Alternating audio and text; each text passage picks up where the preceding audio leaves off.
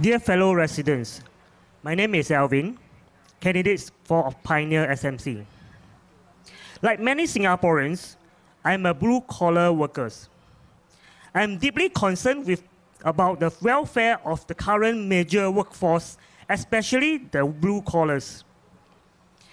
The million-dollar question is, why does Singapore not have a minimum wages? Most developed countries have a minimum wage. Most developed countries have one, either by law or successful negotiate through unions. But PAP is the only first world government that stubbornly refused to think about this. But a minimum wage is beneficial for Singaporeans. Why? Because it helps to level the playing ground that is currently tilted in favor of foreign workers who do not share the same cost of living as us Singaporeans. A minimum wage is also encourage employers to increase productivity rather than increase profit by cutting costs, by cutting your salaries. So, why does the PAP reject minimum wage? Because they choose to pursue a policy of economic growth at all costs. Their idea of growth is to bring a cheap labor just to make a few dollars more of profit.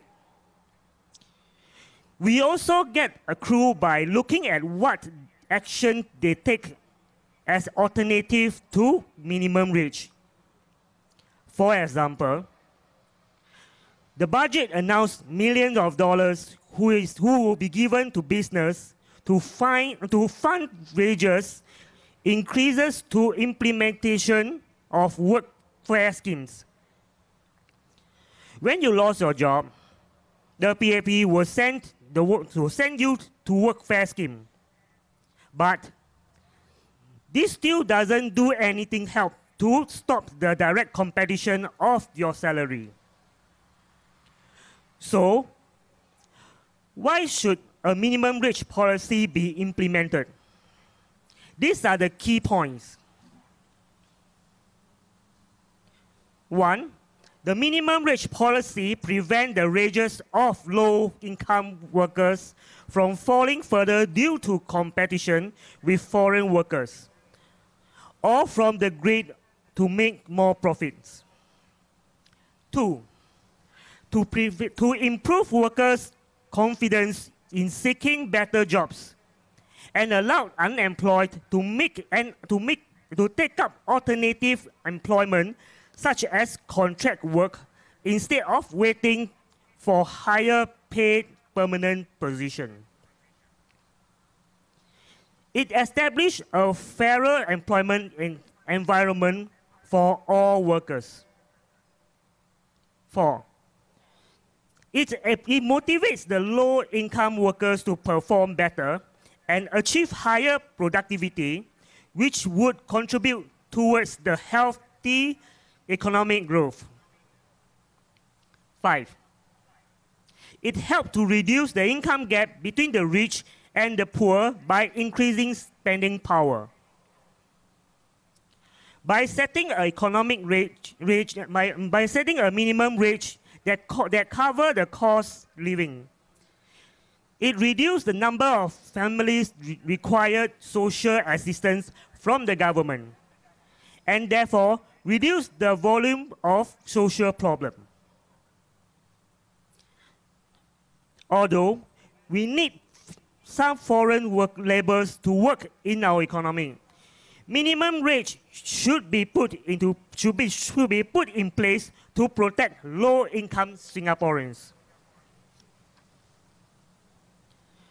Over the years, Singapore labor's movement have lost their rights and dignity. Without a strong voice, The labor movement and the difficulties faced by workers are simply ignored by the PAP. Allowing the PAP to replace Singaporeans with cheaper workers. We now hold unstable jobs and live in fear of losing them. Even though inflation pushed up our cost of living, our salary face competition. If this continues, the next generation will face even greater challenge and uncertainty. Therefore, there is a need to have an alternative power in Parliament to ensure the average working Singaporeans do not be neglected by government policy.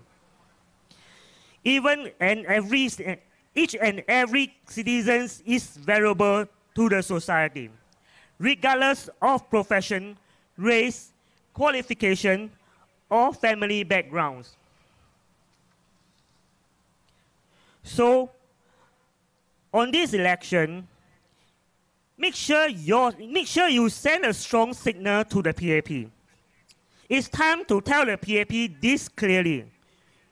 We are not numbers in your economic reports. So, vote for opposition NSP, and Singaporeans deserve better. Thank you.